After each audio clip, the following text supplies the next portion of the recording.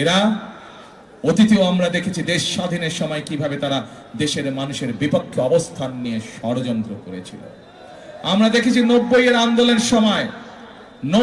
আন্দোলনের সময় তারা কিভাবে জনগণকে ফেলে রেখে সেই স্বৈরাচারের 90 স্বৈরাচারের সাথে নির্বাচনে অংশগ্রহণ করেছিল।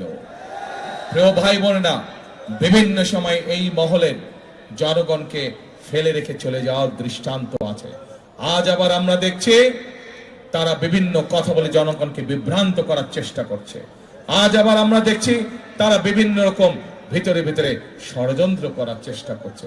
আজ এই নির্বাচনী জনসভায় দাঁড়িয়ে আমি ঢাকা 14 আসনের প্রত্যেকটি ভোটারকে বিনীত আহ্বান করব, আপনাদেরকে সজাগ থাকতে হবে, আপনাদেরকে সতর্ক থাকতে হবে, আপনাদেরকে সজাগ থাকতে হবে, যেন আবার আপনাদের সেই ভোটকে কেউ আমিরামে নির্বাচন করে বাক্সে বন্দি করতে না পারে, আবার আপনাদের ভোটের অধিকারকে কেউ যেন ছিনতাই করে নিয়ে যেতে না পারে, আবার আপনাদের ভোটের অধিকারকে ষড়যন্ত্র করে কেউ যাতে পাল্টে দিতে না পারে।